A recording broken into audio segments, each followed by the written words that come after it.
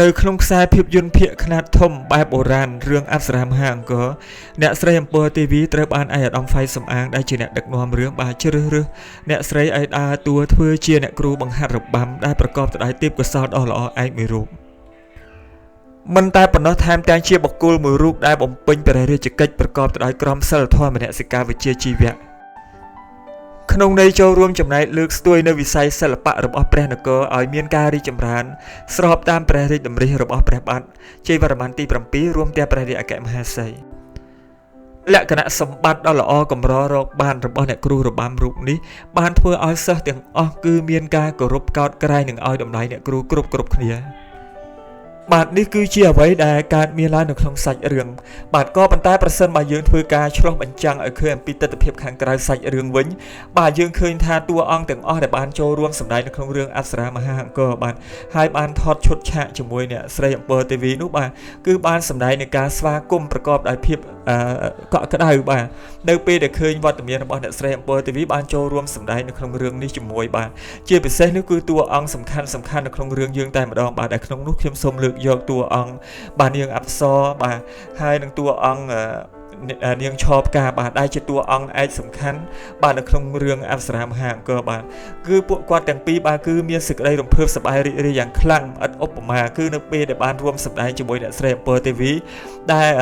កញ្ញាទាំងពីរចាត់ទុកថាជា idol របស់គាត់បាទចំណែកឯអ្នកស្រីអំពើទេវីវិញបាទគឺគាត់មានសេចក្តីរំភើបរីករាយក្នុងចិត្តឥតឧបមាដោយសារតែគាត់ត្រូវបានប្អូនក្មួយដែលជាតារាភាពយន្តជំនាន់ក្រោយបានគោរពស្រឡាញ់និងឲ្យតម្លៃគាត់ដល់ថ្នាក់នេះសបញ្ជាក់ឲ្យឃើញយ៉ាងច្បាស់អំពីទំហំទឹកចិត្តនិងក្តីស្រឡាញ់របស់ប្អូនក្មួយដែលជាតារាស្រករក្រោយចំពោះសិល្បកររៀមច្បងបាទហើយទង្វើដែលបញ្ជាក់ពីក្តីស្រឡាញ់របស់ប្អូននិងក្មួយចំពោះអ្នកស្រីអំពើទេវី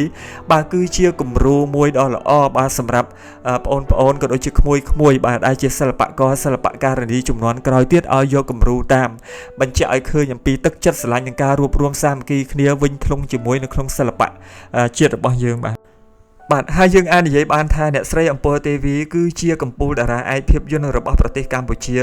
ដែលប្រកបទៅដោយទេពកោសល្យសិល្បៈនៅក្នុងការសម្ដែងគឺអាចសម្ដែងបានគ្រប់ទម្រង់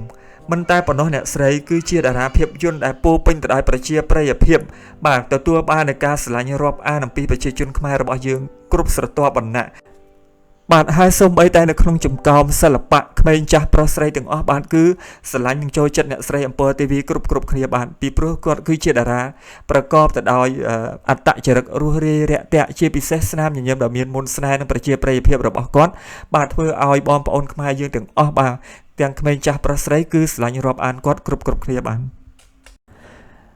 បាទហើយនៅក្នុងនាមយុវជកូនខ្មែរគឺពិតជាមានមោទកភាពខ្លាំងណាស់ការដែលឃើញប្អូនក្មួយដែលជាសិល្បករសិល្បការិនីជំនាន់ក្រោយបាទមានការគោរពនិងឲ្យតម្លៃចំពោះសិល្បករសិល្បការិនីរៀមច្បងតួយ៉ាងដូចជា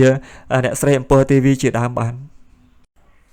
ទហើយសង្ឃឹមថាទង្វើដ៏ល្អនេះនឹងក្លាយទៅជាគំរូសម្រាប់ប្អូនក៏ដូចជាក្មួយដែលជាសិល្បករសិល្បការិនីជំនាន់ក្រោយទៀតបាទសូមអរគុណចំពោះការតាមដានស្ដាប់នៅវីដេអូមួយនេះបាទសូមជម្រាបលាបាទ